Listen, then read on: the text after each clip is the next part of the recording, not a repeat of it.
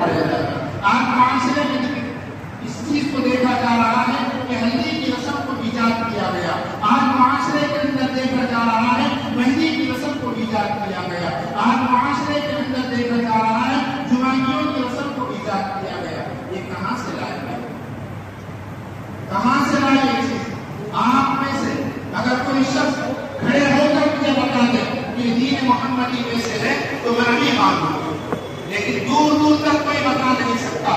تو پتا چلا کہ تمام چیزیں ہم نے اپنے دل سے اسلام کے اندر داخل کر دی، اور اسلام کے اندر کوئی چیز کا داخل کرنا آسان نہیں ہے، یہ بدعت ہے، اور کل بدعت ضلالہ، اور ہر وہ بدعت گمراہی کی طرف لے جاتا ہے۔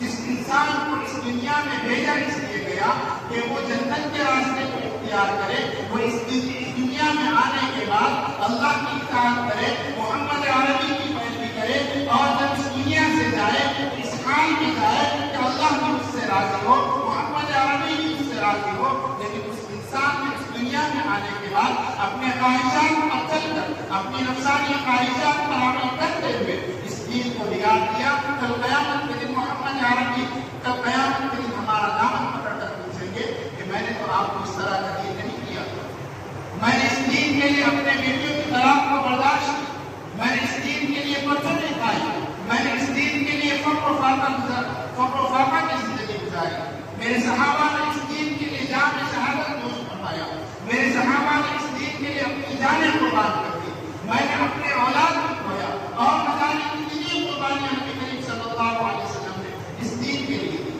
کیا ہم اس کا صلہ دے رہے ہیں؟ تو پتا چلا کہ ہم دین محمدی کے اندر بدعت کو داخل کر رہے ہیں، جو کہ سب سے بری چیز ہے۔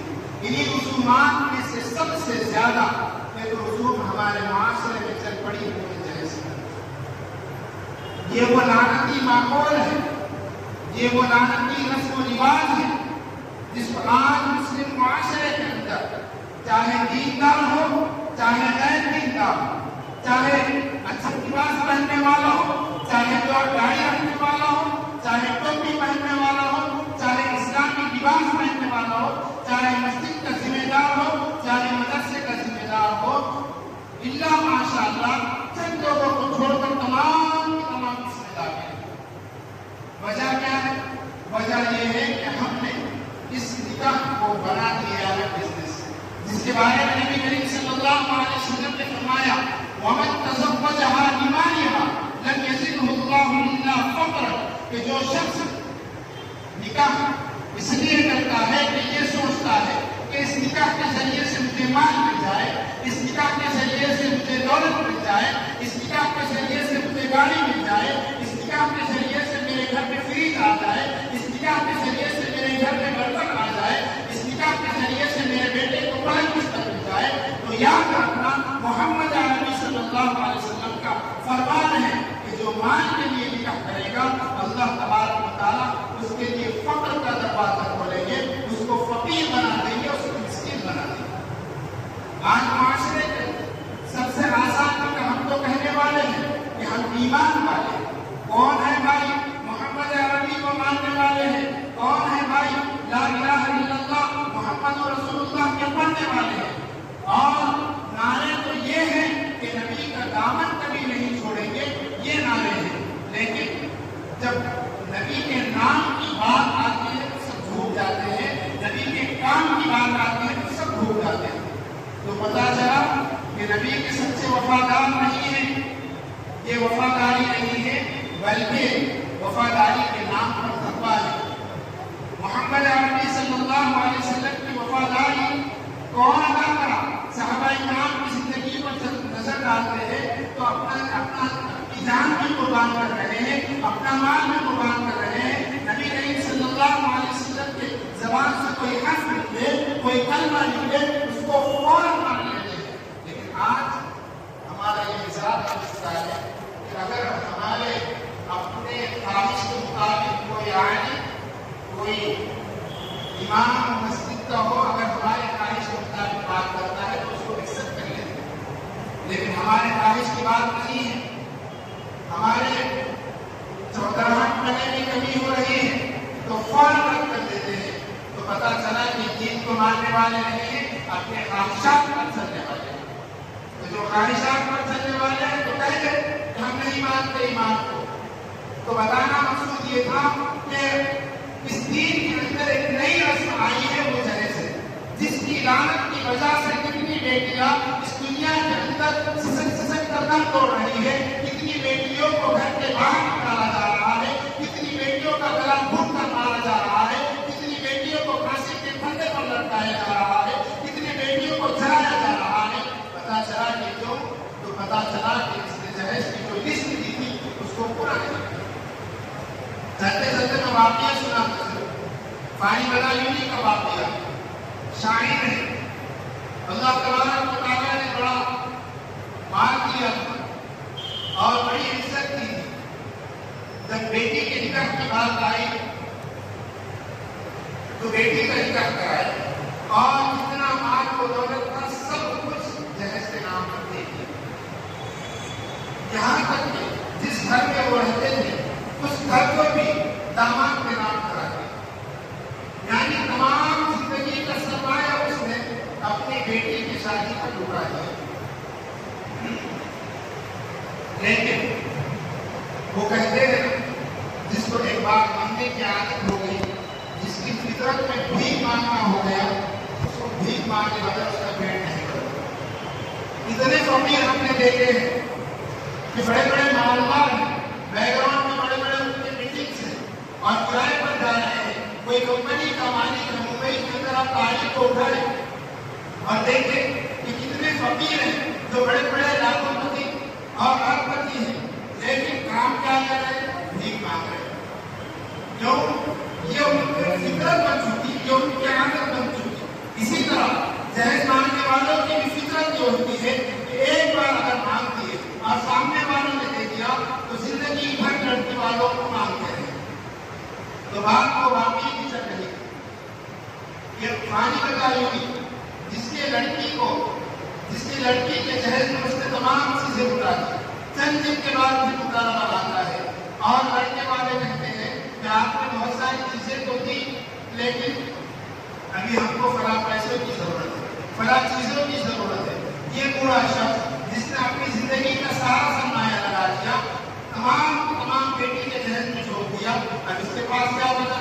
یہاں تک کہ جو گھر تھا وہ بھی نہیں دیا، خود کرائے سے لا کر رہنے لگا۔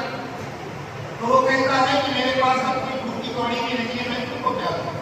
لیکن بار بار اس طرح ہوتا ہے کہ ہم کو چاہیے جب ان کے اس مانگ کو قبول نہیں کیا جاتا تو پھر اس بوڑھے شخص کو خبر آتی ہے کہ جس بیٹی کے جہیز کے مطالبے کے لیے تیرے پاس بار بار اصرار ہو رہا تھا، اس اصرار کو پورا نہ کرنے کی وجہ سے تیری بیٹی کا گلا گھونٹ کر مار دیا۔ جب وہ بوڑھا باپ اپنے بڑھاپے کے عالم میں سنتا ہے تو اس کے پیر لڑک جاتے ہیں اور جب کھڑا کے پیر لے کر بیٹی کے دروازے پر جاتا ہے اور کہتا ہے کہ اب آیا یار اے آرام میں جان اسلام مرادی میں، کہ اب آیا یار اے آرام میں جان اسلام مرادی میں، کفن دینا بھولے کہ بیٹی کو سامان شادی میں نے اپنی ساری زندگی کے اندر تمام چیزیں بیٹی کو دے دی، اب ایک چیز بچی تھی کفن، وہ بھی دے دی۔ تو یہ ماحول کون بنایا؟ یہ ماحول اس معاشرے نے بنایا۔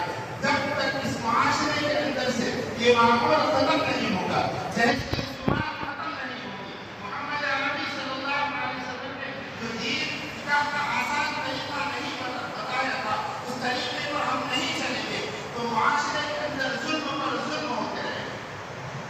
اور اسی طرح چلتے چلتے واقعہ سنا تو اور ابھی کا تازہ واقعہ ہے سنبھل کا، شہر سنبھل کا۔ ہم نے بہت سارے لوگ انٹرنیٹ چلاتے ہوں گے، فیس بک وغیرہ پر اور بہت سارے ویڈیو پر آپ نے خبر دیکھی ہو۔ سنبھل کا واقعہ، ایک باپ لڑکی کے نکاح کا پیغام لے کر گیا، پیغام ہو گیا، نکاح کی ڈیٹ فکس ہو گئی اور اس باپ نے جو سامنے والوں کی ڈیمانڈیں تھیں تمام پہلے ہی نکاح سے پہلے ہی رخصت کر دی۔ اب نکاح کی باری آئی، اس طرح آج نکاح کریں گے، اسی طرح ہوگا کہ نکاح کی نکاح کریں گا۔ تو جب نکاح منعقد ہونے والا تھا تو باپ کو فون آتا ہے، لڑکی کے باپ کو فون آتا ہے، آپ نے جو دینا تھا دے دیا،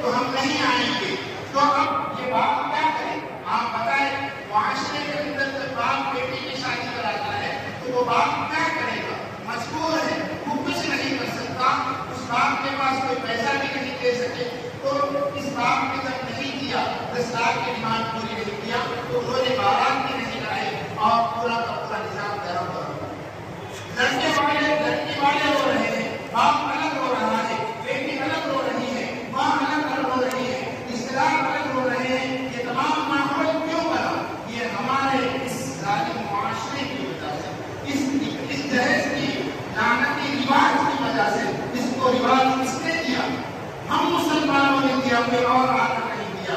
کہاں سے لایا؟ ہندوانہ نسل کو اٹھا کر لایا. ہندوانہ طور طریقے کے اندر جہیز دیا جاتا ہے. آج معاشرے کے اندر ہم رہ رہے ہیں ہندوؤں کے ساتھ، لیکن ان کی ایک ایک چیز کو دیکھ کر اس پر ہم عمل کر رہے ہیں. ان کے پاس اگر کوئی بھکاری بائک مانگتا ہے تو ہم بھی بائک کا مطالبہ کرتے ہیں. کوئی پلنگ مانگتا ہے تو ہم بھی پلنگ کا مطالبہ کرتے ہیں. کوئی فلاں چیز مانگتا ہے تو ہم بھی اس کا مطالبہ کرتے ہیں. نہ جانے کیسی کیسی چیزوں کا مطالبہ کر رہے ہیں، پیسوں کا مطالبہ کر رہے ہیں. ہم کو سامنے والے کے مال پر ہماری پوری نیت ہے. جبکہ قرآن کیا کہہ رہا ہے؟ قرآن کہہ رہا ہے یا ایھا الذین آمنوا لا تأکلوا اموالکم بینکم بالباطل الا ان تکون تجارۃ عن تراض منکم. یہ قرآن یہ کہہ رہا ہے کہ اے لوگوں، اے ایمان والوں، دوسروں کا مال باطل طریقے سے مت کھاؤ، دوسروں کا مال ظلم کے طریقے پر مت کھاؤ. یہاں پر مسلمان کی نگاہ اپنے مال پر تو ہے، لیکن ساتھ ساتھ ہر مسلمان کی نگاہ اس بات پر ہے کہ میں دوسروں کا جیب کس طرح کا، میں دوسروں کے مال کو کس طرح اپنے قبضے میں لوں. یاد رکھنا کل قیامت کے دن ایک ایک چیز کا حساب ہوگا. آج اس معاشرے کے اندر جہیز کے نام پر لڑکے والوں پر ظلم ہو رہا ہے. اس ظلم کو روکنے والا کوئی نہیں ہے. اللہ کے نبی کا فرمان ہے اتقوا دعوۃ المظلوم فإنه ليس بينها وبين الله حجاب. کہ مظلوم کی بددعا سے بچو. لیکن اس معاشرے کے اندر ظلم ہو رہا ہے لیکن روکنے والا کوئی نہیں. اللہ کے نبی فرماتے ہیں کہ ظالم کی بھی مدد کرو اور مظلوم کی بھی مدد کرو. صحابہ نے پوچھا کہ ظالم کی کس طرح مدد کی جائے؟ تو اللہ کے نبی نے کہا کہ ظالم کے ہاتھ کو روکا جائے. آج معاشرے کے اندر جہیز کے نام پر یہ ظلم ہو رہا ہے تو ہم میں سے کوئی روکنے کے لیے تیار نہیں ہے. یاد رکھنا اگر ہم اس ظلم کو نہیں روکیں گے تو ہم بھی اس ظلم کے اندر برابر کے شریک ہیں. جب ظلم کی بات آئی تو میں ایک واقعہ سنانا چاہتا ہوں. حافظ ابن حجر اسقلانی رحمہ اللہ اپنی کتاب الزواجر میں لکھتے ہیں کہ ظالم کا انجام اس طرح ہوگا. اگر کوئی کسی کا مال ظلم قبض کرتا ہے تو اس کا انجام کیا ہوگا؟ فرماتے ہیں کہ بغداد کی گلیوں میں ایک شخص اعلان کر رہا ہے اے لوگوں، مجھ کو دیکھ کر عبرت حاصل کرو. اس کا ہاتھ یہاں سے کٹا ہوا ہے، بازو پورا کٹا ہوا ہے. کیا کہہ رہا ہے؟ اے لوگوں، مجھے دیکھ کر عبرت حاصل کرو. اب لوگ کہنے لگے اس سے کیا عبرت حاصل کرے؟ تو کسی نے جا کر پوچھا کہ بھائی میرے ساتھ کیا معاملہ ہے، تم سے کیا عبرت حاصل کرنی ہے؟ تو کہنے لگا کہ یہ جو ہاتھ کٹا ہوا دکھ رہا ہے یہ چند دن پہلے صحیح ثابت تھا.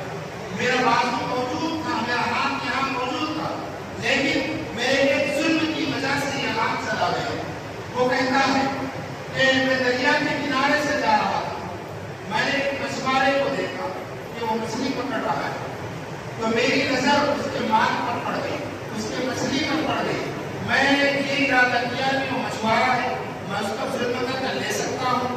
تو وہ شخص گیا اور مچھوارے سے اپنی طاقت کے بل پر کیا کیا؟ مان چھین لیا.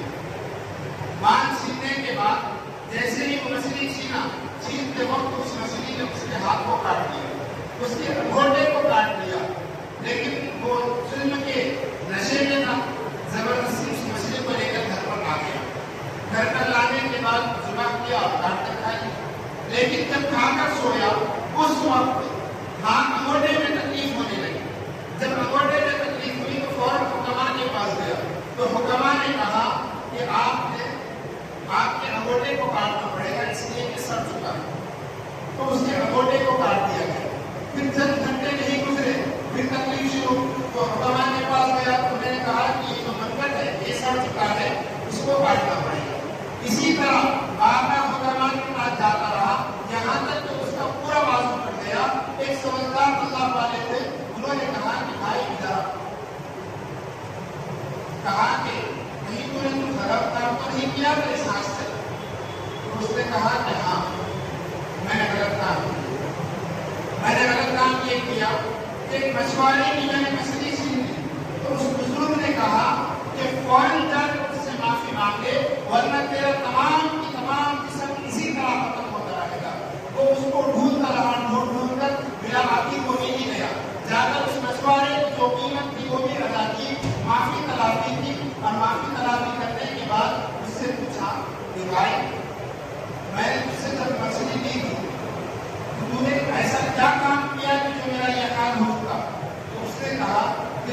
نے میرے ہاتھ سے مچھلی چھینی تو میں نے اس وقت اللہ کے سامنے یہ کہا تھا کہ اے اللہ، جس طرح یہ طاقت کے نشے میں مجھ پر حاوی ہے، جس طرح طاقت کے نشے میں اس نے مجھ سے مچھلی چھین لی، تو بھی اب اس کو اپنی طاقت بتا۔ جب اس کی یہ بددعا سن لی اللہ نے، اللہ کے نبی کا فرمان میں نے کبھی پڑھا تھا، اتقوا دعوت المظلوم فإنه ليس بينها وبين الله حجاب، کہ مظلوم کی بددعا سے بچو، اس لیے کہ اس کی بددعا کے درمیان اور اللہ کے درمیان کوئی حجاب نہیں، فوراً قبول ہوتی ہے۔ اسی طرح وہ مظلوم کی بددعا فوراً قبول ہوئی اور اس کا حشر اس طرح شروع ہو گیا۔ تو اس نے فوراً اس مشورے سے معافی مانگی تو پتا چلا بات اصل جدھر لانی تھی وہ یہ تھی کہ اس نے طاقت کے نشے میں مچھلی چھینی تو اللہ نے اس کا یہ حال کر دیا۔ آج معاشرے کے اندر لڑکے والے اس نشے میں ہیں کہ ہمارا بیٹا ہے، انجینئر ہے، ڈاکٹر ہے، اور نہ جانے کیسے کیسے القابات لگا کر یہ کہتے ہیں کہ ہم نے اپنے بیٹے کی تعلیم پر فلاح خرچ کیا، اتنی رقم خرچ کی، ہمارا تو حق بنتا ہے کہ ہم سامنے والوں سے جہیز کی ڈیمانڈ کریں، ہمارا تو حق بنتا ہے کہ ہم سامنے والوں سے لاکھوں روپے لیں، ہمارا تو حق بنتا ہے کہ ہم سامنے والے سے گاڑی کی ڈیمانڈ کریں، ہمارا تو حق بنتا ہے کہ ہم سامنے والے سے کار کی ڈیمانڈ کریں۔ یہ لڑکے والوں کا نشہ ہے۔ کیوں نشہ ہے؟ اللہ نے اولاد دی تھی لیکن اس ظلم کے لیے نہیں دی تھی۔ یہ نشے میں آ کر لڑکی والوں کو مجبور کر رہے ہیں اور لڑکی والوں کا مال ہڑپ رہے ہیں، اور قرآن کہہ رہا ہے یا ایھا الذین آمنوا لا تأکلوا اموالکم بینکم بالباطل، کہ اے ایمان والو، اے لوگوں، باطل طریقے سے دوسروں کا مال نہ کھاؤ۔ یہاں پر مسلم معاشرے کے اندر ہر لڑکے والا اکثر و بیشتر، کچھ لوگ ہیں اچھے لیکن اکثر و بیشتر لوگوں کا معاملہ یہ ہے کہ لڑکی کے لڑکے والوں کو دباؤ میں ڈال رہے ہیں، اور اس دباؤ کی وجہ سے لڑکی کا باپ پریشان ہے۔ جس اللہ تبارک و تعالیٰ نے اس کی بیٹی کو رحمت بنا کر بھیجا تھا، آج مسلم معاشرے نے اس کو زحمت بنا دیا۔ اور ایک بات یاد رکھیے، اگر کسی کے گھر میں ایک لڑکی ہے تو وہ تو دے دے گا، لیکن جس باپ کے پاس 4 بیٹی، جس باپ کے پاس 5 بیٹیاں، وہ باپ کہاں سے دے گا؟ اس باپ کو مجبور ہونا پڑے گا اس بات پر کہ وہ سود کی طرف جائے، وہ بیاج اٹھائے، وہ حرام مال کو اپنے پاس لائے۔ کیوں بھائی؟ اس لیے کہ بیٹی کی شادی کرنی ہے، اگر بیٹی کی شادی نہیں کریں گے تو غلط راستے پر نکل سکتی ہے، یا پھر اس ڈپریشن کی وجہ سے خودکشی بھی کر سکتی ہے۔ اسی طرح کا ایک واقعہ حضرت مولانا علی ندوی رحمہ اللہ لکھتے ہیں اور فرماتے ہیں کہ میں جس وقت مسلم پرسنل لا بورڈ کا صدر تھا، اس وقت ایک آدمی